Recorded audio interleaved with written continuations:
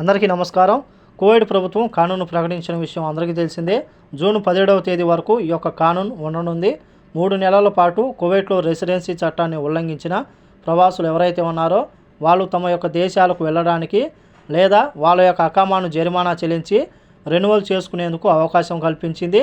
Ministry of interior ప్రకటించిన క్షమాభిక్ష కాలం ప్రారంభం నుంచి 1807 మంది ప్రవాసులు మాత్రమే కోవిడ్ దేశాన్ని విడిచిపెట్టారని చెప్పి 4565 మంది ప్రవాసులు తమ యొక్క నివాస స్థితిని సరిచేస్తున్నారు. అంటే అకామాను రెన్యువల్ చేసుకున్నారు.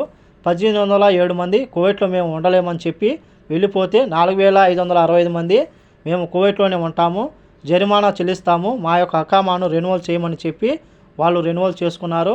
వాటిలో ఎక్కువ శాతం మనం చూసుకుంటే ఖాదిమ్ మరియు ఆర్టికల్ 18 రెసిడెన్సీ సూన్ వీసా కలిగి ఉన్నవారే ఉన్నారని చెప్పి, కొద్దిమంది మాత్రమే విజిట్ వీసా హోల్డర్లు కూడా దేశం విడిచి వెళ్ళడానికి క్షమాభిక్ష పథకాన్ని కానూను ఉపయోగించుకున్నారని చెప్పి మినిస్ట్రీ ఆఫ్ ఇంటీరియర్ తెలిపింది.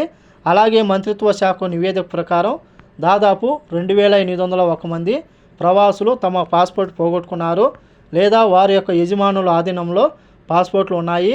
దేశం విడిచి వెళ్ళడానికి వాళ్ళ యొక్క రాయబారి కార్యాలయం నుంచి ప్రయాణ పత్రాలను పొందారని చెప్పి మినిస్ట్రీ ఆఫ్ ఇంటీరియర్ ప్రకటించింది. ప్రస్తుతానికి ఈ యొక్క కానూను 6300 మంది ప్రవాసులు మాత్రమే ఉపయోగించుకున్నారు.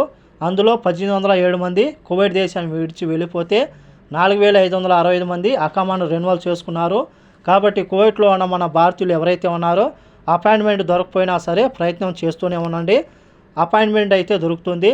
అపాయింట్మెంట్ దొరికిన తర్వాత ఈ యొక్క కానూను అయితే ఉపయోగించుకోవాలని కోరుకుంటూ ఈ వీడియో నచ్చితే లైక్ చేయండి, షేర్ చేయండి, సబ్స్క్రైబ్ చేసుకోండి. నెక్స్ట్ వీడియోలో మళ్ళీ కలుద్దాం. జై హింద్.